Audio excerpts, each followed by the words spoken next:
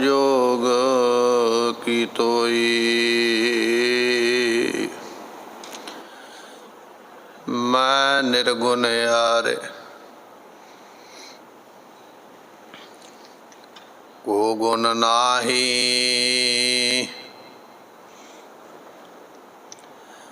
आपे तरस पयोई। तरस पया मेरा मत होई। सतगुर सज्जन मिलया, नानक नाम मिलै तां जीवा। तन मन थीवै हरिया, नानक नाम मिलै तां जीवा। तन मन थीवै हरिया। सुखो टल गुर सेवियै, अहनस सहज सुभाए। दर्शन परसै गुरु कह, जन्म मरण दुख जाए। होवै सिफत संबंधी, नूर अरसों कुरसों चटिया।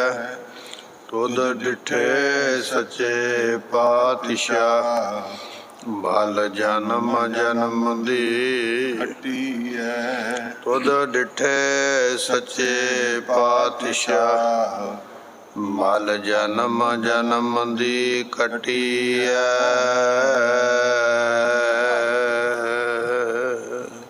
सतनाम श्री वाहिगुरु साहिब जीओ। हर भाणा गुर पाया, गुर जावै हर प्रभ पास जियो। सतगुर करे हर पै बेनती, मेरी पैज रखो अरदास जियो। हर भाणा गुर पाया, गुर जावै हर प्रभ पास जियो। वाहिगुरु जी का खालसा, वाहिगुरु जी की फतेह। सतगुरां दी साजी नवाजी गुरु की संगत। सतगुरु किरपा करके सत संगत दा ये समा सानू महाराज बख्शिश कर रहे हैं। गुरबाणी दे कीर्तन श्री आसा दी वार आप संगतां ने सरवण कीती है। गुरु नानक साहब जियां दी जो पवित्र गुरबाणी है, जिस दे विच धन गुरु अंगद साहब महाराज जियां दी बाणी है, जिस दे विच धन गुरु रामदास पातशाह महाराज साहब जियां दी बाणी है, ऐसी बाणी नूं आप संगतां ने सरवण कीता है। इस वेले सतगुरु गुरबाणी की कथा सानू बख्शिश कर रहे। आओ मन दे ध्यान नूं टकाइए, मिल के आखिए सतनाम श्री वाहिगुरु साहिब जी। सतनाम श्री वाहिगुरु साहिब जीओ। राम कली सद हर भाणा गुर पाया, गुर जावै हर प्रभ पास जियो। सतगुरु पातशाह महाराज साहब जी रामकली राग दे अंदर सद नाम दी बाणी बख्शिश करदे।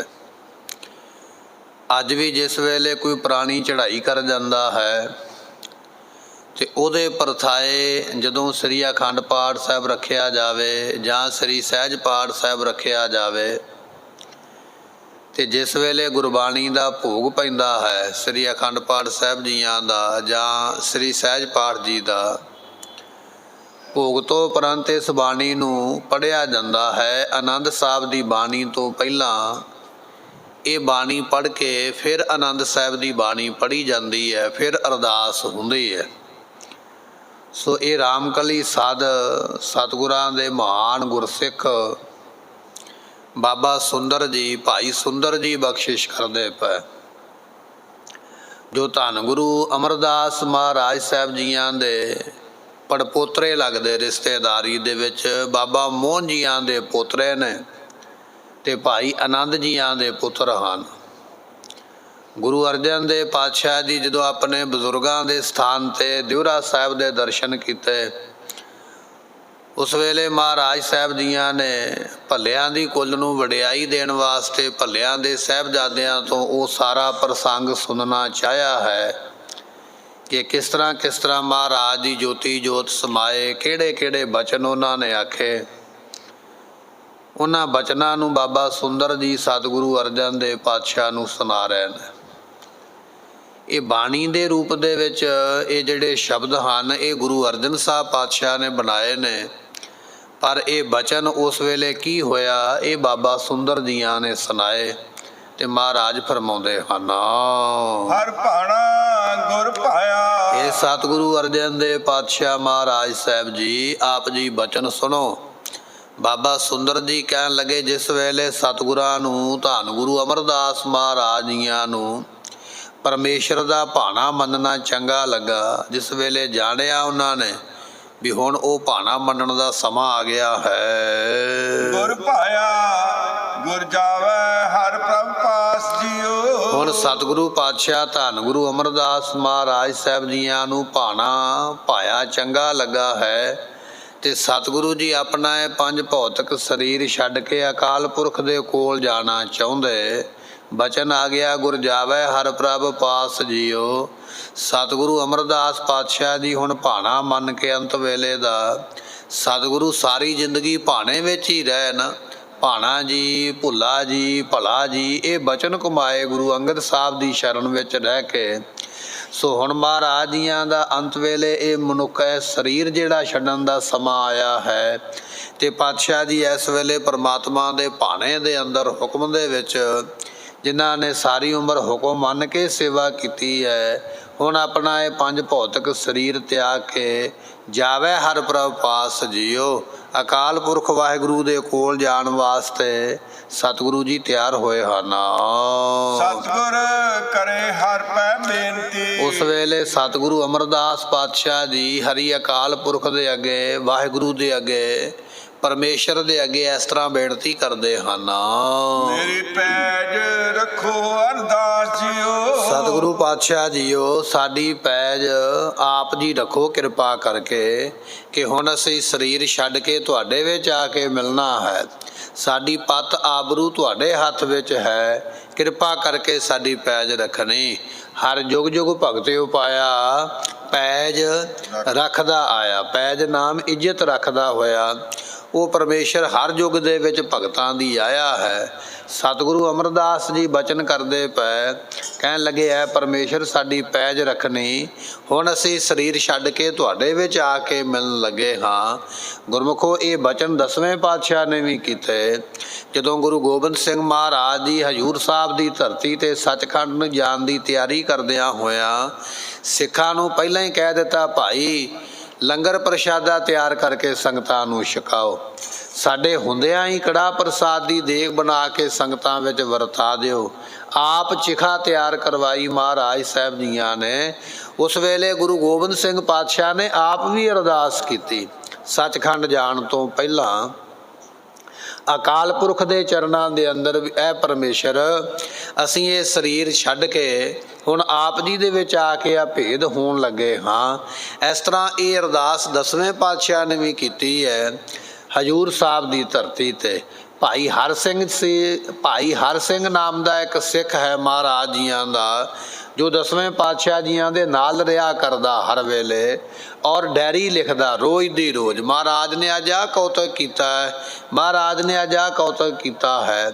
ਉਹਨਾਂ ਨੇ ਉਹ ਸਾਰੇ ਬਚਨ ਮਹਾਰਾਜ ਸਾਹਿਬ ਜੀਆਂ ਦੇ ਲਿਖੇ ਕਿ ਕਿਵੇਂ ਮਹਾਰਾਜ ਸਾਹਿਬ ਜੀ ਆਪਣਾ ਇਸ ਸਰੀਰ ਛੱਡਣ ਤੋਂ ਪਹਿਲਾਂ ਸਤਿਗੁਰਾਂ ਨੇ ਅਰਦਾਸ ਕੀਤੀ ਪਰਮੇਸ਼ਰ ਦੇ ਚਰਨਾਂ ਵਿੱਚ। ਸੋ ਇੱਥੇ ਬਚਨ ਆ ਗਿਆ, ਕਹਿਣ ਲੱਗੇ ਸਤਿਗੁਰੂ ਕਰੇ ਹਰ ਪਹਿ ਬੇਨਤੀ। ਸਤਿਗੁਰੂ ਆਪ ਬੇਨਤੀ ਕਰਦੇ ਪਏ ਧੰਨ ਗੁਰੂ ਅਮਰਦਾਸ ਪਾਤਸ਼ਾਹ ਜੀ। ਬੇਨਤੀ ਕਾਹਦੀ ਹੈ? ਮੇਰੀ ਪੈਜ ਰੱਖੋ ਅਰਦਾਸ ਜੀਓ। ਸਤਿਗੁਰੂ ਸਾਡੀ ਅਰਦਾਸ ਇਹ ਹੈ ਕਿ ਸਾਡੀ ਪਤ ਆਬਰੂ ਰੱਖਣਾ ਕਰੋ। ਇਹ ਮਹਾਰਾਜ ਸਾਹਿਬ ਜੀਆਂ ਦੀ ਗਰੀਬੀ ਹੈ। ਸਤਿਗੁਰੂ ਆਪ ਪਰਮੇਸ਼ਰ ਦਾ ਰੂਪ ਨੇ, ਫਰਕ ਕੋਈ ਨਹੀਂ ਹੈ। ਇਹ ਮਹਾਰਾਜ ਗਰੀਬੀ ਭਾਵ ਦੇ ਬਚਨ, ਗਰੀਬੀ ਦੇ ਵਿੱਚ ਟਿਕਦਿਆਂ ਹੋਇਆਂ ਐਸੇ ਮਹਾਰਾਜ ਬਚਨ ਕਰਦੇ ਪਏ। ਔਰ ਇਹ ਸਿੱਖਿਆ ਮਹਾਰਾਜ ਨੇ ਸਾਨੂੰ ਵੀ ਦਿੱਤੀ ਹੈ। ਗੁਰੂ ਕਿਹਾ ਸਿੱਖਾ, ਜਦੋਂ ਤੇਰਾ ਅੰਤ ਸਮਾਂ ਆ ਜਾਵੇ, ਤੈਨੂੰ ਲੱਗੇ ਵੀ ਹੁਣ ਸਰੀਰ ਛੱਡਣਾ ਹੈ, ਉਸ ਵੇਲੇ ਤੂੰ ਵੀ ਅਰਦਾਸ ਕਰ, ਐ ਅਕਾਲ ਪੁਰਖ ਆਪ ਜੀਆਂ ਨੇ ਜਿੰਨੀ ਮੈਨੂੰ ਆਯੂ ਬਖਸ਼ਿਸ਼ ਕੀਤੀ ਹੈ ਉਸ ਨੂੰ ਮੈਂ ਮਾਣਿਆ ਹੈ। ਹੁਣ ਮੇਰਾ ਇਹ ਪੰਜ ਭੌਤਿਕ ਸਰੀਰ ਛੁੱਟਣ ਲੱਗਿਆ ਹੈ, ਮੈਨੂੰ ਆਪਣੇ ਚਰਨਾਂ ਵਿੱਚ ਨਿਵਾਸ ਬਖਸ਼ਿਸ਼ ਕਰਨਾ। ਇਸ ਤਰ੍ਹਾਂ ਸਿੱਖ ਵੀ ਸਰੀਰ ਛੱਡਣ ਤੋਂ ਪਹਿਲਾਂ ਜਿਹਨੂੰ ਸੋਝੀ ਹੋ ਜਾਵੇ ਉਹ ਗੁਰੂ ਅੱਗੇ ਅਰਦਾਸ ਕਰੇ। ਇਹ ਮਹਾਰਾਜ ਫਰਮਾਉਂਦੇ ਹਨ, ਪੈਜ ਰੱਖੋ ਹਰ ਜਨ ਕੇਰੀ। ਸਤਿਗੁਰੂ ਜੀ ਅਸੀਂ ਆਪ ਜੀ ਦੇ ਜਨ ਹਾਂ, ਗੁਰਮੁਖ ਹਾਂ, ਆਪ ਜੀ ਸਾਡੀ ਪੈਜ ਕਹੀਏ ਇੱਜ਼ਤ ਰੱਖਣਾ ਕਰੋ। ਹਰ ਦੇਹੋ ਨਾਮ ਨਿਰੰਜਨੋ। ਕਿਉਂਕਿ ਉਹ ਪਰਮਾਤਮਾ ਨਿਰੰਜਨ ਹੈ, ਮਾਇਆ ਦੀ ਮੈਲ ਤੋਂ ਰਹਿਤ ਹੈ, ਤਾਂ ਕਰਕੇ ਉਸ ਨੂੰ ਨਿਰੰਜਨ ਆਖਿਆ ਹੈ। ਕਹਿਣ ਲੱਗੇ ਐ ਨਿਰੰਜਨ ਪਰਮਾਤਮਾ ਸਾਨੂੰ ਆਪਣੇ ਨਾਮ ਦੀ ਦਾਤ ਜਿਹੜੀ ਹੈ ਉਹ ਬਖਸ਼ਿਸ਼ ਕਰਨਾ ਕਰੋ। ਅੰਤ ਚੱਲਦਿਆਂ ਹੋਏ ਬੇਲੀ। ਅੰਤ ਚੱਲਦਿਆਂ, ਜਿਸ ਵੇਲੇ ਇਹ ਅੰਤ ਹੋਣਾ ਹੈ ਪ੍ਰਾਣਾਂ ਦਾ, ਜਿਸ ਵੇਲੇ ਸਰੀਰ ਵਿੱਚੋਂ ਸਵਾਸ ਨਿਕਲਣੇ ਨੇ, ਜਦੋਂ ਉਹ ਸਮਾਂ ਆ ਜਾਵੇ, ਅੰਤ ਦਾ ਸਮਾਂ ਆ ਜਾਵੇ, ਤੇ ਹੋਏ ਬੇਲੀ ਆਪ ਜੀ ਦਾ ਨਾਮ ਇਸ ਲੋਕ ਦੇ ਵਿੱਚ ਤੇ ਪਰਲੋਕ ਦੇ ਵਿੱਚ, ਔਰ ਲੋਕ ਪਰਲੋਕ ਦੇ ਰਸਤੇ ਦੇ ਵਿੱਚ ਆਪ ਜੀ ਦਾ ਨਾਮ ਬੇਲੀ ਹੋਣਾ ਕਰੇ, ਭਾਵ ਕੇ ਸਹਾਇਕ ਹੋਣਾ ਕਰੇ। ਸਤਿਗੁਰੂ ਕਹਿਣ ਲੱਗੇ ਅੰਤ ਚੱਲਦਿਆਂ ਹੋਏ ਬੇਲੀ। ਸਤਿਗੁਰੂ ਅੰਤ ਵੇਲੇ ਹੈ ਪਰਮੇਸ਼ਰ, ਜਦੋਂ ਅਸੀਂ ਦੁਨੀਆ ਨੂੰ ਛੱਡ ਕੇ ਚੱਲੀਏ ਤੇ ਤੁਹਾਡਾ ਨਾਮ ਸਾਡਾ ਬੇਲੀ ਬਣ ਕੇ, ਮਿੱਤਰ ਬਣ ਕੇ ਸਾਡੀ ਸਹਾਇਤਾ ਕਰਨਾ ਕਰੇ। ਜਮਦੂਤ ਕਾਲ ਨਿਖੰਜਨੋ। ਜਿਹੜੇ ਜਮਦੂਤ ਨੇ, ਨਿਖੰਜਨੋਂ ਕਹੀਏ ਨਾਸ ਕਰਨ ਵਾਲੇ, ਜਮਦੂਤ ਕਾਲ ਨਿਖੰਜਨੋ। ਸੋ ਇਹ ਜਮਦੂਤਾਂ ਦੇ ਜਿਹੜਾ ਹੈ ਆਪ ਜੀ ਨਾਸ ਕਰਨ ਵਾਲੇ। ਤੁਹਾਡਾ ਜਿਹੜਾ ਨਾਮ ਹੈ ਨਾ, ਇਹ ਜਮਦੂਤਾਂ ਦੇ ਵੀ ਪ੍ਰਭਾਵ ਨੂੰ ਨਾਸ ਕਰਨ ਵਾਲਾ ਹੈ। ਸਤਿਗੁਰੂ ਬਚਨ ਬਖਸ਼ਿਸ਼ ਕਰਦੇ ਪਏ, ਅੰਤ ਚੱਲਦਿਆਂ ਹੋਏ ਬੇਲੀ, ਜਿਸ ਵੇਲੇ ਸਰੀਰ ਛੱਡ ਕੇ ਅੰਤ ਨੂੰ ਜਾਣਾ ਹੈ, ਨਾਮ ਤੁਹਾਡਾ ਸਹਾਇਤਾ ਕਰਦਾ ਹੈ। ਐਸੋ ਸਹਾਈ ਹਰ ਕੋ ਨਾਮ, ਬੂੜਤ ਕੋ ਜੈਸੇ ਬੇੜੀ ਮਿਲਤ, ਬੂਝਤ ਦੀਪਕ ਮਿਲਤ ਤਿਲਤ। ਬਚਨ ਮਹਾਰਾਜ ਜੀਆਂ ਦਾ ਦੀਵਾ ਬੁਝਦਾ ਹੋਵੇ ਨਾ, ਉਹਦੇ ਵਿੱਚ ਤੇਲ ਦੀ ਕੜਛੀ ਪਾ ਦਿਓ ਫਿਰ ਬਲ ਲੱਗ ਪੈਂਦਾ ਹੈ। ਬੁਝਦੇ ਹੋਏ ਦੀਵੇ ਨੂੰ ਤੇਲ ਨੇ ਮਦਦ ਕੀਤੀ ਹੈ। ਬੂਝਤ ਦੀਪਕ ਮਿਲਤ ਤਿਲਤ, ਤੇਲ ਮਿਲ ਗਿਆ ਹੈ। ਐਸੋ ਸਹਾਈ ਹਰ ਕੋ ਨਾਮ, ਪਰਮਾਤਮਾ ਦਾ ਨਾਮ ਇਸ ਤਰ੍ਹਾਂ ਸਹਾਇਤਾ ਕਰਦਾ ਹੈ। ਬਚਨ ਆ ਗਿਆ ਅੰਤ ਚੱਲਦਿਆਂ ਹੋਏ ਬੇਲੀ, ਜਦੋਂ ਸਰੀਰ ਛੱਡ ਕੇ ਜਾਣਾ ਹੈ ਤੁਹਾਡਾ ਨਾਮ ਇਸ ਤਰ੍ਹਾਂ ਸਹਾਇਤਾ ਕਰਦਾ ਹੈ। ਜਮਦੂਤ ਕਾਲ ਨਿਖੰਜਨੋ, ਅੰਤ ਵੇਲੇ ਜਿਹੜੇ ਜਮਦੂਤ ਦੁੱਖ ਦੇਣ ਵਾਲੇ, ਤੁਹਾਡਾ ਨਾਮ ਉਹਨਾਂ ਨੂੰ ਵੀ ਨਾਸ ਕਰ ਦਿੰਦਾ ਹੈ। ਸਤਿਗੁਰੂ ਕੀ ਬੇਨਤੀ ਪਾਈ। ਜਿਸ ਵੇਲੇ ਸਤਿਗੁਰਾਂ ਦੀ ਕੀਤੀ ਹੋਈ ਬੇਨਤੀ ਪਰਮੇਸ਼ਰ ਅਕਾਲ ਪੁਰਖ ਦੇ ਚਰਨਾਂ ਵਿੱਚ ਪ੍ਰਮਾਨ ਹੋਈ ਹੈ, ਹਰ ਪ੍ਰਭ ਸੁਣੀ ਅਰਦਾਸ ਜੀਓ। ਉਸ ਵੇਲੇ ਹਰੀ ਹਰ ਪਰਮੇਸ਼ਰ ਨੇ ਸੁਣ ਲਈ ਅਰਦਾਸ। ਗੁਰੂ ਅਮਰਦਾਸ ਪਾਤਸ਼ਾਹ ਦੀ ਕੀਤੀ ਹੋਈ ਅਰਦਾਸ ਹਰ ਪ੍ਰਭ ਸੁਣੀ, ਹਰੀ ਪਰਮਾਤਮਾ ਨੇ ਸੁਣ ਲਈ ਅਰਦਾਸ। ਕਿਹੜੀ ਅਰਦਾਸ? ਸਤਿਗੁਰੂ ਕੀ ਬੇਨਤੀ ਪਾਈ। ਜਿਹੜੀ ਸਤਿਗੁਰਾਂ ਨੇ ਬੇਨਤੀ ਰੂਪ ਦੇ ਵਿੱਚ ਕੀਤੀ ਨਾ ਅਰਦਾਸ, ਉਹ ਪਰਮੇਸ਼ਰ ਨੇ ਸੁਣ ਲਈ ਹੈ। ਧਾਰ ਕਿਰਪਾ ਸਤਿਗੁਰ ਮਿਲਾਇਆ। ਉਸ ਵੇਲੇ ਹਰੀ ਪਰਮਾਤਮਾ ਨੇ ਕਿਰਪਾ ਧਾਰਨ ਕਰਕੇ ਸਤਿਗੁਰੂ ਗੁਰੂ ਅਮਰਦਾਸ ਪਾਤਸ਼ਾਹ ਨੂੰ ਆਪਣੇ ਵਿੱਚ ਅਭੇਦ ਕਰ ਲੈਣਾ ਕੀਤਾ, ਆਪਣੇ ਵਿੱਚ ਮਿਲਾ ਲੈਣਾ ਕੀਤਾ ਹੈ। ਧੰਨ ਧੰਨ ਕਹੈ ਸਭ ਆਜਿਓ। ਤੇ ਸਾਰੇ ਲੋਕ ਆਖਦੇ ਧੰਨ ਗੁਰੂ ਅਮਰਦਾਸ ਪਾਤਸ਼ਾਹ ਜੀ, ਧੰਨ ਗੁਰੂ ਅਮਰਦਾਸ ਪਾਤਸ਼ਾਹ ਜੀ, ਧੰਨ ਗੁਰੂ ਅਮਰਦਾਸ ਪਾਤਸ਼ਾਹ ਜੀ। ਇਸ ਤਰ੍ਹਾਂ ਜਿਹੜੀ ਸੰਗਤ ਹੈ ਉਹ ਸਤਿਗੁਰਾਂ ਨੂੰ ਧੰਨ ਧੰਨ ਕਹਿੰਦੀ ਹੈ। ਇਸੇ ਪੌੜੀ ਨੂੰ ਮਹਾਰਾਜ ਫਿਰ ਤੋਂ ਬਖਸ਼ਦੇ ਹਨ। ਹਰ ਭਾਣਾ ਗੁਰ ਭਾਇਆ। ਜਿਸ ਵੇਲੇ ਸਾਰੀ ਸੰਗਤ ਵੱਲੋਂ ਬਾਬਾ ਬੁੱਢਾ ਸਾਹਿਬ ਜੀ ਅਤੇ ਭਾਈ ਮੋਹਰੀ ਜੀ ਆਗੂ ਹੋ ਕੇ ਸਤਿਗੁਰਾਂ ਅੱਗੇ ਬੇਨਤੀ ਕਰਦੇ। ਸੰਗਤ ਨੇ ਬੇਨਤੀ ਕੀਤੀ ਹੈ। ਸੰਗਤ ਦੀ ਬੇਨਤੀ ਲੈ ਕੇ ਬਾਬਾ ਬੁੱਢਾ ਸਾਹਿਬ ਤੇ ਬਾਬਾ ਮੋਹਰੀ ਜੀ ਧੰਨ ਗੁਰੂ ਅਮਰਦਾਸ ਪਾਤਸ਼ਾਹ ਦੇ ਅੱਗੇ ਉਸ ਵੇਲੇ ਬਚਨ ਕਰਦੇ ਹਨ। ਗੁਰ ਜਾਵੈ ਹਰ ਪ੍ਰਭਾਸ ਜਿਉ। ਹਰ ਭਾਣਾ ਗੁਰ ਭਾਇਆ। ਜਿਸ ਵੇਲੇ ਹਰੀ ਦਾ ਭਾਣਾ ਮੰਨਣਾ ਸਤਿਗੁਰਾਂ ਨੂੰ ਚੰਗਾ ਲੱਗਾ ਤੇ ਉਸ ਵੇਲੇ ਬਾਬਾ ਬੁੱਢਾ ਸਾਹਿਬ ਜੀ ਤੇ ਭਾਈ ਮੋਹਰੀ ਜੀ ਸੋ ਉਸ ਵੇਲੇ ਕੀ ਕਰਦੇ ਕਿ ਜਾਵੇ ਹਰ ਪ੍ਰਭ ਪਾਸ ਜੀਓ, ਸਤਿਗੁਰੂ ਅਮਰਦਾਸ ਪਾਤਸ਼ਾਹ ਜੀਆਂ ਦੇ ਕੋਲ ਜਾਂਦੇ। ਕਿਉਂ ਜਾਂਦੇ ਨੇ? ਕਿਉਂਕਿ ਸਤਿਗੁਰਾਂ ਨੂੰ ਭਾਣਾ ਮੰਨਣਾ ਚੰਗਾ ਲੱਗਾ ਹੈ। ਸਤਿਗੁਰ ਕਰੇ ਹਰ ਪੈ ਬੇਨਤੀ। ਉਸ ਵੇਲੇ ਬਾਬਾ ਬੁੱਢਾ ਜੀ ਤੇ ਭਾਈ ਮੋਹਰੀ ਜੀ ਸਤਿਗੁਰਾਂ ਨੂੰ ਬੇਨਤੀ ਕਰਦੇ ਗੁਰੂ ਅਮਰਦਾਸ ਪਾਤਸ਼ਾਹ ਮਹਾਰਾਜ ਸਾਹਿਬ ਜੀਆਂ ਨੂੰ, ਮੇਰੀ ਪੈਜ ਰੱਖੋ ਅਰਦਾਸ ਜਿਉ। ਸਤਿਗੁਰੂ ਜੀ ਮੇਰੀ ਪੈਜ ਰੱਖ ਲੈਣਾ ਕਰੋ, ਮੇਰੀ ਇੱਜ਼ਤ ਰੱਖ ਲੈਣਾ ਕਰੋ।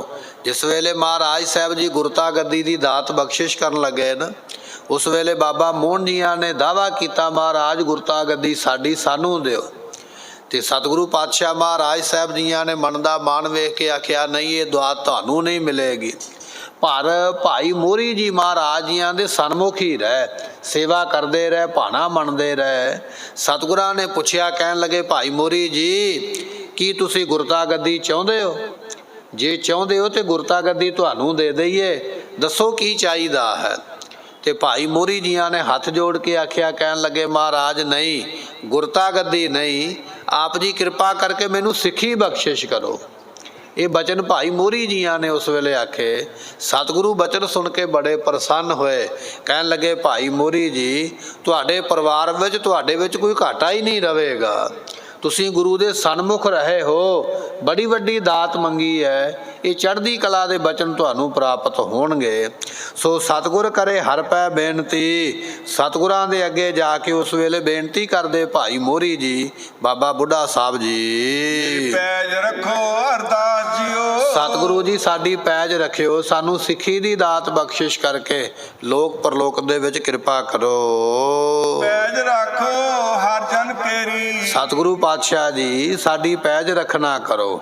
ਪੈਜ ਰੱਖੋ ਹਰ ਜਨ ਹੈ ਕੇਰੀ। ਅਸੀਂ ਆਪ ਜੀ ਦੇ ਜਨ ਹੈ ਕਹੀਏ, ਦਾਸ ਹਾਂ, ਸੇਵਕ ਹਾਂ, ਆਪ ਜੀ ਸਾਡੀ ਪੈਜ ਰੱਖਣਾ ਕਰੋ। ਦੇਹੋ ਨਾਮ ਨਿਰੰਜਨੋ। ਤੇ ਸਤਿਗੁਰੂ ਅਮਰਦਾਸ ਪਾਤਸ਼ਾਹ ਜੀ ਭਾਈ ਮੋਹਰੀ ਜੀਆਂ ਨੇ ਝੋਲੀ ਅੱਡ ਕੇ ਆਖਿਆ, ਕਹਿਣ ਲੱਗੇ ਸਤਿਗੁਰੂ ਕਿਰਪਾ ਕਰੋ, ਮੇਰੀ ਇਸ ਝੋਲੀ ਦੇ ਵਿੱਚ ਨਾਮ ਦੀ ਖੈਰ ਪਾ ਦਿਓ, ਮੇਰੇ ਤੇ ਕਿਰਪਾ ਕਰੋ, ਮੈਨੂੰ ਨਾਮ ਦੀ ਦਾਤ ਬਖਸ਼ਣਾ ਕਰੋ ਜੀ। ਅੰਤ ਚਲਦਿਆਂ ਹੋਏ ਬੇਲੀ। ਕਿਉਂਕਿ ਜਿਸ ਵੇਲੇ ਪ੍ਰਾਣਾਂ ਦਾ ਵਿਜੋਗ ਕਾਲ ਦਾ ਸਮਾਂ ਆਉਣਾ ਹੈ, ਜਿਸ ਵੇਲੇ ਪ੍ਰਾਣਾਂ ਦਾ ਅੰਤ ਹੋਣਾ ਹੈ, ਉਸ ਵੇਲੇ ਇਸ ਜੀਵ ਨੇ ਪਰਲੋਕ ਦੇ ਰਾਹ ਤੇ ਚੱਲਣਾ ਹੈ।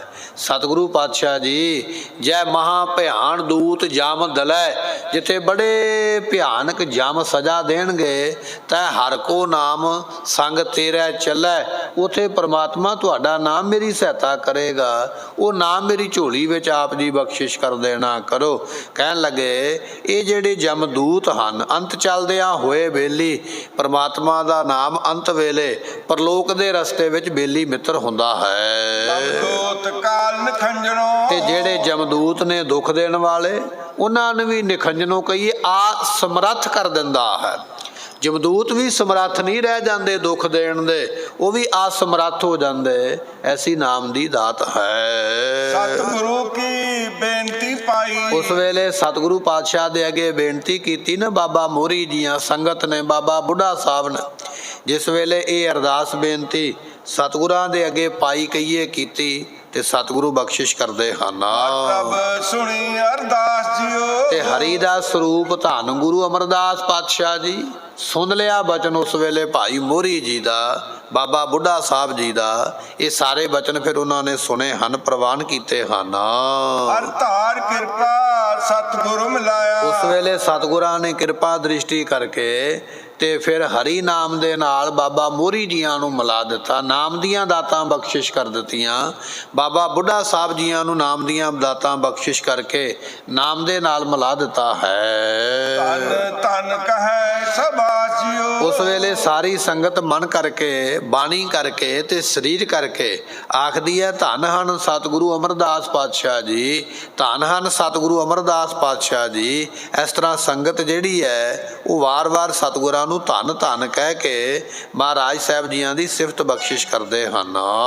ਮੇਰੇ ਸਿੱਖ ਸੁਣੋ ਪੁੱਤ ਭਾਈਓ। ਜਿਸ ਵੇਲੇ ਗੁਰਮੁਖੋ ਮਹਾਰਾਜ ਸਰੀਰ ਛੱਡਣ ਲੱਗੇ ਨਾ ਗੁਰੂ ਅਮਰਦਾਸ ਪਾਤਸ਼ਾਹ ਜੀ, ਕੁਝ ਸਿੱਖਾਂ ਨੇ ਬੇਨਤੀ ਕੀਤੀ ਮਹਾਰਾਜ ਠਹਿਰ ਜਾਓ, ਤੁਹਾਡੇ ਹੱਥ ਵਿੱਚ ਹੀ ਹੈ ਨਾ, ਜਨਮ ਕਾਲ ਕਰ ਜੋੜ ਹੁਕਮ ਹੋਏ ਸੋ ਮੰਨੈ।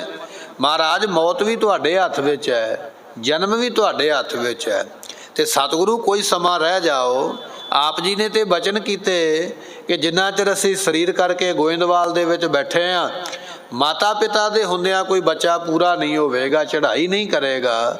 ਸਤਿਗੁਰੂ ਆਪ ਜੀ ਦਾ ਐਸਾ ਹੁਕਮ ਮੰਨ ਕੇ ਕਾਲ ਵੀ ਰੁਕ ਗਿਆ ਹੈ, ਮੌਤ ਵੀ ਰੁਕ ਗਈ ਹੈ, ਆਉਂਦੀ ਨਹੀਂ ਪਈ। ਤੁਸੀਂ ਇੰਨੇ ਸਮਰੱਥ ਹੋ ਤੇ ਪਾਤਸ਼ਾਹ ਜੀ ਫਿਰ ਤੁਸੀਂ ਕੁਝ ਸਮਾਂ ਰਹਿ ਪਵੋ, ਅਜੇ ਸਰੀਰ ਛੱਡ ਕੇ ਨਾ ਜਾਓ। ਜਦੋਂ ਇਹ ਬਚਨ ਸਿੱਖਾਂ ਨੇ ਕੀਤਾ ਤੇ ਮਹਾਰਾਜ ਫਰਮਾਉਂਦੇ ਹਨ ਮੇਰੇ ਸਿੱਖ ਸੁਣੋ ਪੁੱਤ ਭਾਈ ਹੋ। ਸਤਿਗੁਰੂ ਪਾਤਸ਼ਾਹ ਕਹਿਣ ਲੱਗੇ ਮੇਰੇ ਸਿੱਖੋ ਬਚਨ ਸੁਣੋ ਭਾਈ ਧਿਆਨ ਦੇ ਨਾਲ। ਇਸੇ ਤਰ੍ਹਾਂ ਐ ਪੁੱਤਰੋ, ਬਾਬਾ ਜੀ ਦੇ ਸਤਿਗੁਰਾਂ ਦੇ ਪੁੱਤਰ ਨੇ ਬਾਬਾ ਮੋਹਨ ਜੀ, ਬਾਬਾ ਮੋਹਰੀ ਜੀ, ਉਹਨਾਂ ਨੇ ਵੀ ਬੇਨਤੀ ਜਦੋਂ ਕੀਤੀ, ਸਤਿਗੁਰੂ ਕਹਿਣ ਲੱਗੇ ਪੁੱਤਰੋ ਤੁਸੀਂ ਵੀ ਸੁਣੋ। ਸੰਗਤ ਬੈਠੀ ਹੋਈ ਹੈ, ਸੰਗਤ ਨੂੰ ਆਖਿਆ ਭਾਈ ਤੁਸੀਂ ਵੀ ਇਹ ਬਚਨ ਸੁਣੋ। ਮਹਾਰਾਜ ਸਾਹਿਬ ਜੀਆਂ ਦੇ ਭਰਾ ਉਹਨਾਂ ਦੇ ਨਾਲ ਵੀ ਬਚਨ ਕਰਦੇ ਪਏ, ਭਾਈ ਹੋ। ਭਾਈ ਹੋ ਤੋਂ ਭਾਵ ਹੈ ਭਰਾ। ਸਤਿਗੁਰੂ ਅਮਰਦਾਸ ਪਾਤਸ਼ਾਹ ਮਹਾਰਾਜ ਸਾਹਿਬ ਜੀ 4 ਭਰਾ ਸਨ। ਸਤਿਗੁਰਾਂ ਦੇ ਵੱਡੇ ਭਰਾਤਾ ਜੀ ਦਾ ਨਾਮ ਭਾਈ ਈਸਰ ਦਾਸ ਹੈ। ਜਿਹੜੇ ਵੱਡੇ ਸਨ ਸਭ ਤੋਂ ਮਹਾਰਾਜ ਜੀਆਂ ਦੇ ਭਰਾ, ਉਹਨਾਂ ਦਾ ਨਾਮ ਹੈ ਈਸਰ ਦਾਸ। ਭਾਈ ਈਸਰ ਦਾਸ ਦੇ ਪੁੱਤਰ ਹੋਏ ਨੇ ਭਾਈ ਗੁਰਦਾਸ ਜੀ, ਜਿਨ੍ਹਾਂ ਨੇ ਵਾਰਾਂ ਲਿਖੀਆਂ ਹਨ ਜਾਂ ਜਿਨ੍ਹਾਂ ਨੇ ਗੁਰੂ ਗ੍ਰੰਥ ਸਾਹਿਬ ਦੀ ਬਾਣੀ ਲਿਖੀ ਹੈ ਨਾ ਗੁਰੂ ਅਰਜਨ ਦੇਵ ਪਾਤਸ਼ਾਹ ਦੇ ਕੋਲ ਬੈਠ ਕੇ। ਇਹ ਸਤਿਗੁਰੂ ਅਮਰਦਾਸ ਮਹਾਰਾਜ ਜੀਆਂ ਦੇ ਜਿਹੜੇ ਵੱਡੇ ਭਰਾ ਸਨ ਇਹ ਉਹਨਾਂ ਦੇ ਪੁੱਤਰ ਹੋਏ।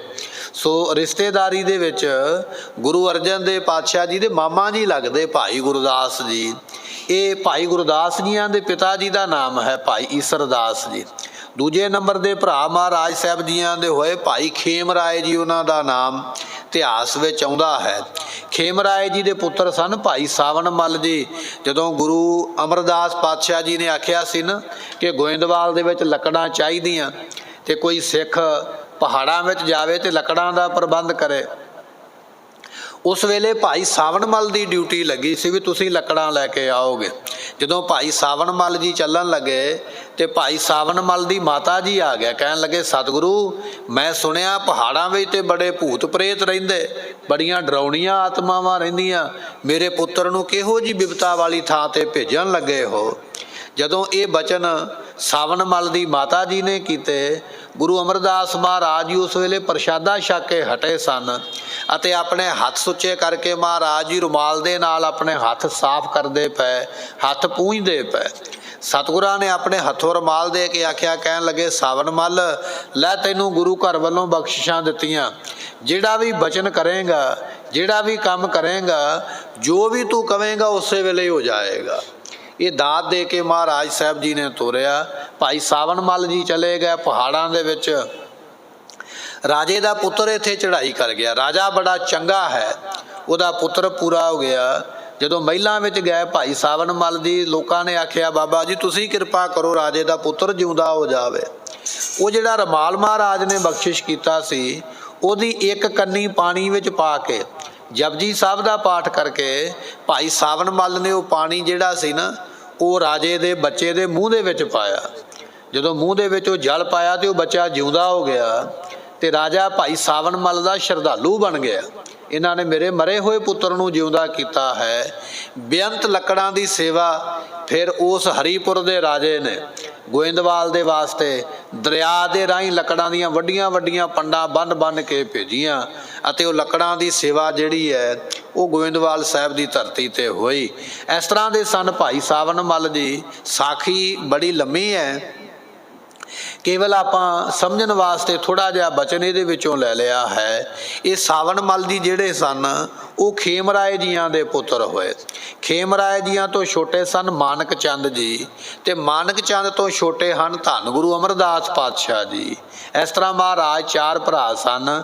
ਵੱਡੇ ਦਾ ਨਾਮ ਹੈ ਈਸਰ ਦਾਸ, ਛੋਟੇ ਦਾ ਨਾਮ ਹੈ ਇਸੇ ਤਰ੍ਹਾਂ ਖੇਮ ਰਾਏ ਜੀ, ਸਭ ਤੋਂ ਛੋਟੇ ਦਾ ਨਾਮ ਹੈ ਮਾਨਕ ਚੰਦ ਜੀ, ਅਤੇ ਸਾਰਿਆਂ ਤੋਂ ਛੋਟੇ ਧੰਨ ਗੁਰੂ ਅਮਰਦਾਸ ਪਾਤਸ਼ਾਹ ਜੀ।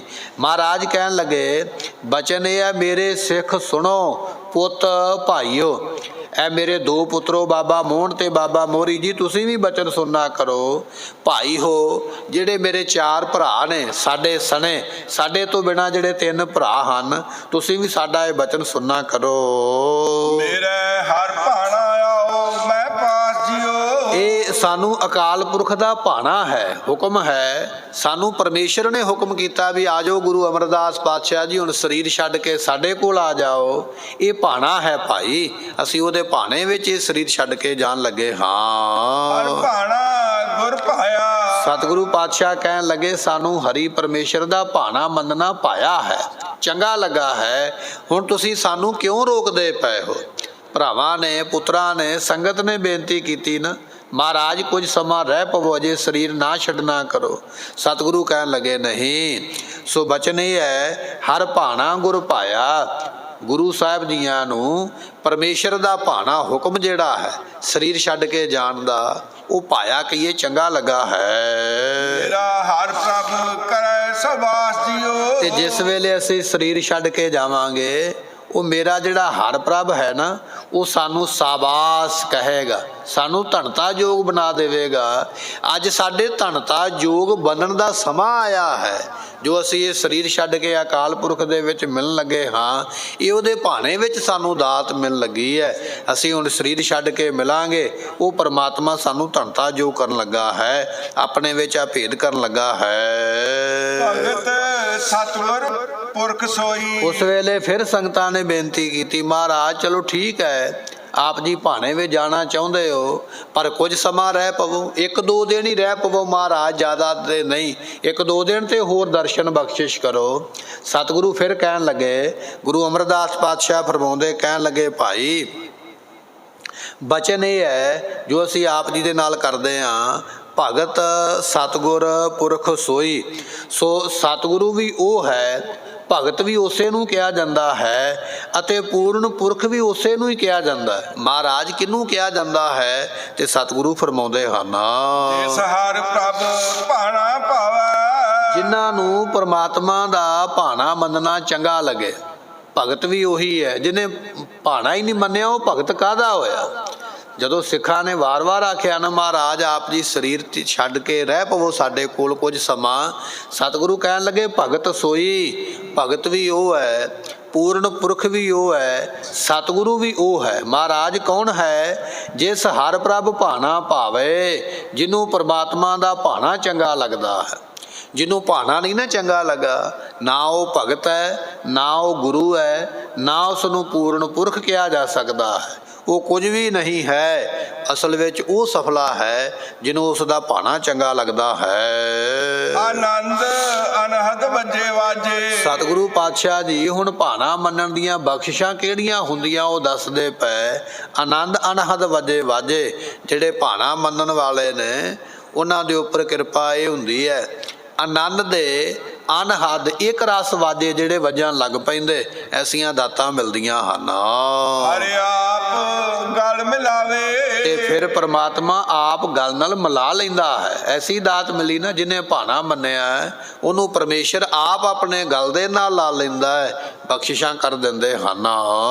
ਤੁਸੀਂ ਪੁੱਤ ਭਾਈ ਪਰਿਵਾਰ ਮੇਰਾ। ਸਤਿਗੁਰੂ ਪਾਤਸ਼ਾਹ ਕਹਿਣ ਲੱਗੇ ਆ ਮੇਰੇ ਪੁੱਤਰੋ, ਬਾਬਾ ਮੋਹਨ ਜੀ, ਬਾਬਾ ਮੋਹਰੀ ਜੀ, ਇਸੇ ਤਰ੍ਹਾਂ ਸਾਡੇ ਜਿਹੜੇ ਭਰਾ ਹਨ, ਤੇ ਜਿੰਨਾ ਵੀ ਸਾਡੇ ਭਰਾਵਾਂ ਦਾ ਅੱਗੇ ਪਰਿਵਾਰ ਹੈ, ਜਾਂ ਜਿੰਨੀ ਵੀ ਸੰਗਤ ਆਪ ਸਿੱਖ ਸਾਰੇ ਬੈਠੇ ਹੋ, ਇਹ ਬਚਨ ਜਿਹੜਾ ਹੈ ਚੰਗੇ ਤਰੀਕੇ ਨਾਲ ਸੁਣਨਾ ਕਰੋ। ਮਨ ਵੇਖੋ ਕਰ ਨਿਰਜਾਸ ਜਿਓ। ਮਨ ਦੇ ਵਿੱਚ ਨਿਰਜਾਸ ਭਾਵ ਕੇ ਨਿਰਣਾ ਕਰਕੇ ਵੇਖੋ।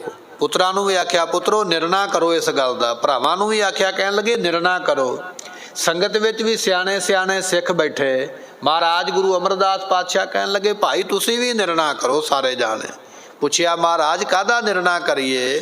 ਤੇ ਸਤਿਗੁਰੂ ਫਰਮਾਉਂਦੇ ਹਨ ਧੁਰ ਲਿਖਿਆ ਪਰਵਾਨਾ ਫਿਰੇ ਨਾਹੀ। ਕਿ ਜਿਹੜਾ ਧੁਰ ਤੋਂ ਲਿਖਿਆ ਗਿਆ ਨਾ ਪਰਵਾਨਾ, ਉਹ ਕਦੇ ਮਿਟਿਆ ਨਹੀਂ ਜਾ ਸਕਦਾ ਹੈ। ਧੁਰ ਲਿਖਿਆ ਪਰਵਾਨਾ, ਪਰਵਾਨਾ ਕਹੀਏ ਹੁਕਮ, ਪਰਵਾਨਾ ਕਹੀਏ ਸੰਦੇਸ਼ਾ। ਪਰਮਾਤਮਾ ਨੇ ਜਿਹੜਾ ਸੰਦੇਸ਼ਾ ਲਿਖ ਦਿੱਤਾ ਨਾ, ਚਿੱਠੀ ਲਿਖ ਦਿੱਤੀ ਹੈ ਜੀਵ ਨੂੰ ਦੁਨੀਆ ਤੋਂ ਬੁਲਾਉਣ ਦੀ, ਉਹ ਚਿੱਠੀ ਨੂੰ ਮੋੜਿਆ ਨਹੀਂ ਜਾ ਸਕਦਾ ਹੈ। ਸਤਿਗੁਰੂ ਕਹਿਣ ਲੱਗੇ ਧੁਰ ਲਿਖਿਆ ਪਰਵਾਨਾ, ਪਰਵਾਨਾ ਕਹੀਏ ਹੁਕਮ। ਜਿਸ ਵੇਲੇ ਅਕਾਲ ਪੁਰਖ ਦਾ ਹੁਕਮ ਹੋ ਗਿਆ ਕਿ ਚਲੋ ਸਰੀਰ ਛੱਡ ਕੇ ਆ ਜਾਓ, ਤੇ ਪਾਤਸ਼ਾਹ ਕਹਿਣ ਲੱਗੇ ਫਿਰੈ ਨਾਹੀ, ਉਹ ਫਿਰ ਹੁਕਮ ਮੁੜਦਾ ਨਹੀਂ ਹੈ। ਤੇ ਦੂਜਾ ਬਚਨ ਇਹ ਹੈ ਗੁਰੂ ਕੇ ਸਿੱਖੋ, ਅਸੀਂ ਉਸ ਪਰਮਾਤਮਾ ਦੇ ਭਾਣੇ ਨੂੰ ਮੋੜਨਾ ਵੀ ਨਹੀਂ ਚਾਹੁੰਦੇ ਹਾਂ। ਅਸੀਂ ਗੁਰੂ ਅੰਗਦ ਸਾਹਿਬ ਦੀ ਸੰਗਤ ਵਿੱਚ ਰਹਿ ਕੇ ਇਹ ਬਚਨ ਕਮਾਇਆ ਹੈ, ਭਾਣਾ ਜੀ, ਭਲਾ ਜੀ ਤੇ ਭੁੱਲਾ ਜੀ। ਇਹ ਤਿੰਨ ਬਚਨ ਕਮਾਏ, ਤੇ ਉਹਨਾਂ ਤਿੰਨਾਂ ਬਚਨਾਂ ਵਿੱਚੋਂ ਇੱਕ ਬਚਨ ਹੈ ਭਾਣਾ ਜੀ। ਭਾਣਾ ਮੰਨਣਾ ਵੀ ਉਹਦਾ ਇੱਕ ਹੁਕਮ ਹੈ। ਇਸ ਕਰਕੇ ਧੁਰ ਲਿਖਿਆ ਪਰਵਾਨਾ ਫਿਰੈ ਨਾਹੀ, ਧੁਰ ਤੋਂ ਲਿਖਿਆ ਹੋਇਆ ਪਰਵਾਨਾ ਹੁਕਮ ਮੋੜਾਂਗੇ ਨਹੀਂ ਅਸੀਂ ਭਾਈ, ਉਸ ਨੂੰ ਫੇਰਿਆ ਨਹੀਂ ਜਾ ਸਕਦਾ ਹੈ। ਗੁਰ ਜਾਏ ਹਰ ਪ੍ਰਭ ਪਾਸ ਜਿਉ। ਹੁਣ ਅਸੀਂ ਜ਼ਰੂਰ ਬਾਰ ਜ਼ਰੂਰ ਸਰੀਰ ਛੱਡ ਕੇ ਗੁਰੂ ਪਾਤਸ਼ਾਹ ਜੀ ਹੁਣ ਪਰਮੇਸ਼ਰ ਕੋਲ ਚਲੇ ਜਾਣਗੇ। ਇਹ ਜਿਹੜਾ ਸਾਡਾ ਪੰਜ ਭੌਤਿਕ ਸਰੀਰ ਹੈ, ਇਸ ਨੂੰ ਹੁਣ ਅਸੀਂ ਸਮੇਟ ਦੇਣਾ ਹੈ, ਔਰ ਇਹਦੇ ਦਰਸ਼ਨ ਹੁਣ ਗੁਰੂ ਰਾਮਦਾਸ ਮਹਾਰਾਜ ਦੇ ਰੂਪ ਦੇ ਵਿੱਚ ਆਪ ਸੰਗਤਾਂ ਨੂੰ ਹੋਣਗੇ। ਅਸੀਂ ਇਹ ਆਪਣਾ ਸਰੀਰ ਸਮਾਪਤ ਕਰਕੇ ਗੁਰ ਜਾਏ, ਸਤਿਗੁਰੂ ਚਲੇ ਜਾਣਗੇ। ਕਿੱਥੇ ਜਾਣਗੇ? ਹਰ ਪ੍ਰਭ ਪਾਸ ਜੀਓ, ਹਰੀ ਪਰਮੇਸ਼ਰ ਦੇ ਕੋਲ ਹੁਣ ਸਤਿਗੁਰਾਂ ਦੇ ਜਾਣ ਦਾ ਵਿਚਾਰ ਹੈ। ਸਤਿਗੁਰ ਭਾਣਾ ਆਪਣੇ ਬੈ ਪਰਿਵਾਰ ਸਦਾਇਆ।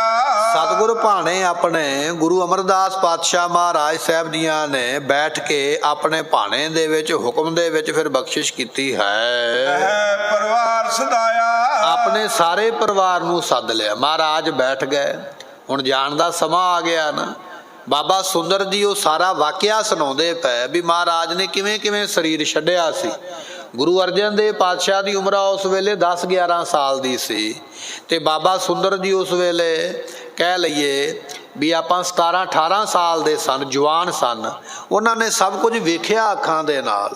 ਉਹ ਦੱਸਦੇ ਪਏ, ਕਹਿੰਦੇ ਧੰਨ ਗੁਰੂ ਅਰਜਨ ਦੇਵ ਪਾਤਸ਼ਾਹ ਜੀ, ਸਤਿਗੁਰ ਭਾਣੇ ਆਪਣੇ ਬਹਿ ਪਰਿਵਾਰ ਸਦਾਇਆ। ਸਤਿਗੁਰੂ ਅਮਰਦਾਸ ਪਾਤਸ਼ਾਹ ਬੈਠ ਗਏ ਦਰਬਾਰ ਦੇ ਵਿੱਚ, ਪਰਿਵਾਰ ਨੂੰ ਸੱਦਾ ਭੇਜਿਆ, ਆਓ ਭਾਈ ਸਾਡੇ ਕੋਲ। ਸੰਗਤਾਂ ਨੂੰ ਵੀ ਆਪਣੇ ਕੋਲ ਮਹਾਰਾਜ ਨੇ ਬੁਲਾਇਆ ਹੈ। ਮਤ ਮੈਂ ਪਿੱਛੇ ਕੋਈ ਰੋਗ ਸੀ। ਸਤਿਗੁਰੂ ਪਾਤਸ਼ਾਹ ਕਹਿਣ ਲੱਗੇ ਭਾਈ ਹੁਣ ਅਸੀਂ ਸਰੀਰ ਛੱਡਣ ਲੱਗੇ ਹਾਂ। ਉਸ ਵੇਲੇ ਪੁੱਤਰ ਵੀ ਵਿਰਾਗ ਕਰਨ ਲੱਗ ਪਏ, ਨੌਵਾਂ ਵੀ, ਧੀਆਂ ਵੀ ਵਿਰਾਗ ਕਰਨ ਲੱਗ ਪਈਆਂ, ਸੰਗਤਾਂ ਵੀ ਵਿਰਾਗ ਦੇ ਵਿੱਚ ਆ ਗਈਆਂ। ਸਤਿਗੁਰੂ ਕਹਿਣ ਲੱਗੇ ਬਚਨ ਸੁਣੋ ਧਿਆਨ ਦੇ ਨਾਲ, ਮਤ ਮੈਂ ਪਿੱਛੇ ਕੋਈ ਰੋਗ ਸੀ। ਜਦੋਂ ਅਸੀਂ ਸਰੀਰ ਛੱਡ ਕੇ ਜਾਵਾਂਗੇ, ਸਾਡੇ ਪਿੱਛੋਂ ਕਿਸੇ ਨੇ ਰੋਣਾ ਨਹੀਂ ਹੈ, ਕਿਸੇ ਨੇ ਨਹੀਂ ਰੋਣਾ ਹੈ। ਭਾਣਾ ਮੰਨਣਾ ਹੈ, ਅਸੀਂ ਖੁਦ ਭਾਣਾ ਮੰਨਿਆ, ਉਹਦੇ ਭਾਣੇ ਵਿੱਚ ਸਰੀਰ ਛੱਡਣਾ ਹੈ। ਤੁਸੀਂ ਵੀ ਭਾਣਾ ਮੰਨਣਾ ਹੈ। ਸਿੱਖ ਨੂੰ ਭਾਣਾ ਮੰਨਣ ਦੀ ਜਾਚ ਮਹਾਰਾਜ ਨੇ ਦੱਸੀ ਹੈ, ਤੇਰਾ ਕੀਆ ਮਿੱਠਾ ਲਾਗੇ। ਪਰਮਾਤਮਾ ਦੇ ਹੁਕਮ ਦੇ ਵਿੱਚ ਰਹਿਣਾ, ਰੋ ਕੇ ਉਹਦੇ ਹੁਕਮ ਨੂੰ ਨਾ ਮੰਨਣ ਦੀ ਕੋਸ਼ਿਸ਼ ਨਹੀਂ ਕਰਨੀ ਹੈ। ਮਤ ਮੈਂ ਪਿੱਛੇ ਕੋਈ ਰੂਪ ਸੀ। ਮਹਾਰਾਜ ਕਹਿਣ ਲੱਗੇ ਸਾਡੇ ਸਰੀਰ ਛੱਡਣ ਤੋਂ ਬਾਅਦ ਵਿੱਚ ਕਿਸੇ ਵੀ ਪਰਿਵਾਰਕ ਮੈਂਬਰ ਨੇ, ਸੰਗਤ ਦੇ ਵਿੱਚੋਂ ਕਿਸੇ ਸਿੱਖ ਨੇ ਰੋਣ ਦੀ ਕਿਰਿਆ ਨਹੀਂ ਕਰਨੀ ਹੈ। ਸੋ ਮੈਂ ਮੂਲ ਨਾ ਪਾਇਆ। ਜਿਹੜਾ ਰੋਵੇਗਾ ਉਹ ਸਾਨੂੰ ਚੰਗਾ ਨਹੀਂ ਲੱਗੇਗਾ, ਉਹ ਸਾਡਾ ਸਿੱਖ ਨਹੀਂ ਹੋਵੇਗਾ, ਉਹ ਸਾਡੇ ਪਰਿਵਾਰ ਦਾ ਮੈਂਬਰ ਵੀ ਨਹੀਂ ਹੋਵੇਗਾ। ਉਹ ਸਾਨੂੰ ਮੂਲ ਨਾ ਪਾਇਆ। ਮੂਲ ਤੋਂ ਭਾਵ ਹੈ ਵੀ ਕਦਾਂ ਚਿੱਤ ਵੀ ਬਿਲਕੁਲ ਹੀ ਚੰਗਾ ਨਹੀਂ ਲੱਗਾ ਹੈ। ਕਬੀਰ ਸੰਤ ਮੂਏ ਕਿਆ ਰੋਈਐ। ਜਦੋਂ ਕੋਈ ਸਾਧੂ ਸਰੀਰ ਛੱਡਦਾ, ਕਬੀਰ ਸਾਹਿਬ ਜੀ ਕਹਿੰਦੇ ਕਿਉਂ ਰੋਣਾ। ਕਬੀਰ ਸੰਤ ਮੂਏ ਕਿਆ ਰੋਈਐ, ਉਹ ਆਪਣੇ ਗ੍ਰਹਿ ਜਾਏ। ਉਹ ਤੇ ਮਹਾਤਮਾ ਮਹਾਂਪੁਰਖ ਜਿਹੜੇ ਨੇ ਆਪਣੇ ਘਰ ਚਲੇ ਗਏ, ਸੱਚਖੰਡ ਵਿੱਚ ਪ੍ਰਾਪਤ ਹੋ ਗਏ। ਰੋਵੋ ਸਾਕਤ ਵਾਪਰੇ ਜੋ ਹਾਟੈ ਹਾਟ ਬਕਾਏ। ਰੋਣਾ ਤੇ ਮਨਮੁਖ ਨੂੰ ਲੋਕ ਰੋਂਦੇ ਵੀ ਹੁਣ ਸਰੀਰਾਂ ਰੂਪੀ ਹੱਟੀਆਂ ਤੇ ਵਿਕੇਗਾ। ਸਾਧੂ ਦੇ ਸਰੀਰ ਛੱਡਣ ਦਾ ਕਾਹਦਾ ਗਮ ਹੈ।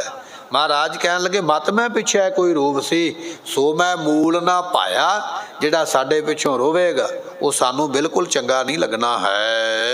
ਮਿੱਤ ਪੈਜੈ ਮਿੱਤ ਬਿਗਸਾ। ਸਤਿਗੁਰੂ ਪਾਤਸ਼ਾਹ ਕਹਿਣ ਲੱਗੇ ਮਿੱਤਰ ਨੂੰ ਮਿੱਤਰ ਦੀ ਪੈਜ ਭਾਉਂਦੀ ਹੈ। ਮਿੱਤ ਪੈਜੈ ਮਿੱਤ ਬਿਗਸੈ। ਮਿੱਤ ਨਾਮ ਮਿੱਤਰ ਦਾ। ਕਹਿੰਦੇ ਮਿੱਤਰ ਨੂੰ ਮਿੱਤਰ ਦੀ ਇੱਜ਼ਤ ਭਾਉਂਦੀ ਹੈ। ਕਿਵੇਂ ਭਾਉਂਦੀ ਹੈ? ਇੱਕ ਮਿੱਤਰ ਨੂੰ ਰਾਜੇ ਦੇ ਦਰਬਾਰ ਵਿੱਚੋਂ ਸ਼ਾਹੀ ਪੁਸ਼ਾਕ ਮਿਲਦੀ ਪਈ ਹੈ ਪਾਉਣ ਵਾਸਤੇ। ਸ਼ਾਹੀ ਪੁਸ਼ਾਕ ਰਾਜੇ ਵੱਲੋਂ ਮਿਲਣੀ ਭਾਵ ਕਿ ਰਾਜੇ ਵੱਲੋਂ ਵਡਿਆਈ ਮਿਲਦੀ ਪਈ ਹੈ, ਤੇ ਦੂਜਾ ਮਿੱਤਰ ਉਹਦਾ ਰਾਜੇ ਦੇ ਦਰਬਾਰ ਵਿੱਚ ਖਲੋਤਾ ਰੋਣ ਲੱਗ ਪਵੇ ਤੇ ਫਿਰ ਚੰਗਾ ਨਹੀਂ ਨਾ ਸਮਝਿਆ ਜਾਵੇਗਾ। ਮਿੱਤਰ ਤੇ ਸਗੋਂ ਖੁਸ਼ ਹੋਵੇਗਾ ਕਿ ਮੇਰੇ ਮਿੱਤਰ ਨੂੰ ਵੇਖੋ ਰਾਜੇ ਦੇ ਦਰਬਾਰ ਵਿੱਚੋਂ ਪੁਸ਼ਾਕ ਮਿਲੀ ਹੈ, ਰਾਜੇ ਦੇ ਦਰਬਾਰ ਵਿੱਚੋਂ ਇਨਾਮ ਮਿਲਿਆ ਹੈ, ਬਖਸ਼ਿਸ਼ ਮਿਲੀ ਹੈ। ਸਗੋਂ ਮਿੱਤਰ ਨੂੰ ਬਖਸ਼ਿਸ਼ ਮਿਲੇ ਤੇ ਦੂਜੇ ਮਿੱਤਰ ਖੁਸ਼ ਹੋ ਜਾਂਦੇ, ਤੇ ਜੇ ਮਿੱਤਰ ਨੂੰ ਬਖਸ਼ਿਸ਼ ਮਿਲੇ ਤੇ ਮਿੱਤਰ ਰੋਣ ਲੱਗ ਪੈਣ, ਫਿਰ ਮਿੱਤਰ ਕਾਹਦੇ ਹੋਏ। ਇਹ ਇੱਕ ਉਦਾਹਰਣ ਹੈ। ਸਤਿਗੁਰੂ ਪਾਤਸ਼ਾਹ ਕਹਿਣ ਲੱਗੇ ਸਾਨੂੰ ਅਕਾਲ ਪੁਰਖ ਦੇ ਕੋਲੋਂ ਇਹ ਜਿਹੜੀ ਹੈ ਪੁਸ਼ਾਕ ਮਿਲਣ ਲੱਗੀ ਹੈ। ਕਿਹੜੀ ਪੁਸ਼ਾਕ ਮਿਲਣ ਲੱਗੀ ਹੈ? ਕਿ ਜਿਹੜਾ ਅਸੀਂ ਪ੍ਰਮਾਤਮਾ ਦੇ ਵਿੱਚ ਅਭੇਦ ਹੋਣ ਲੱਗੇ ਹਾਂ, ਇਹ ਸਾਨੂੰ ਪੁਸ਼ਾਕ ਮਿਲਣ ਲੱਗੀ ਹੈ।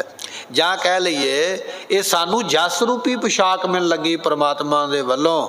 ਤੇ ਭਾਈ ਸਾਨੂੰ ਜਸ ਦੀ ਪੁਸ਼ਾਕ ਮਿਲੇ ਜਾਂ ਪ੍ਰਮਾਤਮਾ ਵਿੱਚ ਲੀਨ ਹੋਣ ਦੀ ਪੁਸ਼ਾਕ ਮਿਲੇ, ਤੇ ਜਿਹੜਾ ਕੋਈ ਸਾਡੇ ਵਾਸਤੇ ਫਿਰ ਰੋਵੇ ਤੇ ਫਿਰ ਚੰਗਾ ਬਚਨ ਤੇ ਨਹੀਂ ਨਾ ਹੋਵੇਗਾ। ਹੁਣ ਮਿੱਤਰ ਨੂੰ ਰਾਜੇ ਕੋਲੋਂ ਨਾਮ ਮਿਲੇ ਤੇ ਦੂਜਾ ਮਿੱਤਰ ਰੋਵੇ, ਇਹਦਾ ਮਤਲਬ ਇਹ ਵੀ ਇਹ ਮਿੱਤਰ ਨਹੀਂ, ਇਹ ਦੁਸ਼ਮਣ ਹੈ, ਅੰਦਰੋਂ ਚਾਹੁੰਦਾ ਨਹੀਂ ਸੀ ਮਿਲੇ। ਪਰ ਜਿਹੜਾ ਮਿੱਤਰ ਖੁਸ਼ ਹੋ ਜਾਵੇ ਉਹਨੂੰ ਇਹ ਹੁੰਦਾ ਵੀ ਮੇਰੇ ਮਿੱਤਰ ਨੂੰ ਵਡਿਆਈ ਮਿਲੀ ਹੈ, ਭਾਈ ਮਿੱਤਰ ਵਧਿਆ, ਇਹਦੇ ਨਾਲ ਮੈਂ ਵੀ ਵਧ ਗਿਆ। ਸਤਿਗੁਰੂ ਪਾਤਸ਼ਾਹ ਕਹਿਣ ਲੱਗੇ ਮਿੱਤ ਪੈਜੈ ਮਿੱਤ ਬਿਗਸੈ। ਮਿੱਤਰ ਹੈ ਸਾਡਾ ਪਰਮਾਤਮਾ, ਉਹਦੇ ਵੱਲੋਂ ਸਾਨੂੰ ਜਸ ਰੂਪੀ ਪੁਸ਼ਾਕ ਮਿਲਦੀ ਪਈ ਹੈ।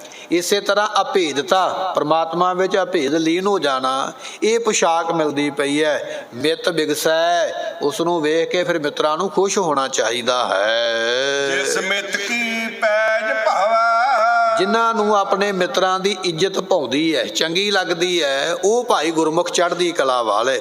ਜੋਤੀ ਜੋਤ ਸਮਾਉਣ ਲੱਗੇ ਹਾਂ, ਆਪ ਕੋਈ ਪੁਸ਼ਾਕ ਤੇ ਨਹੀਂ ਨਾ ਪਾਉਣ ਲੱਗੇ। ਸਿੱਖਾਂ ਨੇ ਉਸ ਵੇਲੇ ਸਵਾਲ ਕਰ ਦਿੱਤਾ, ਸਤਿਗੁਰੂ ਬਚਨ ਤੁਹਾਡਾ ਬਿਲਕੁਲ ਠੀਕ ਹੈ ਵੀ ਰਾਜੇ ਵੱਲੋਂ ਇਨਾਮ ਮਿਲੇ ਤੇ ਮਿੱਤਰ ਖੁਸ਼ ਹੁੰਦੇ, ਪਰ ਪਾਤਸ਼ਾਹ ਤੁਸੀਂ ਤੇ ਜੋਤੀ ਜੋਤ ਸਮਾਉਣ ਲੱਗੇ ਹੋ, ਤੇ ਫਿਰ ਅਸੀਂ ਕਿਵੇਂ ਖੁਸ਼ ਹੋ ਸਕਦੇ ਹਾਂ?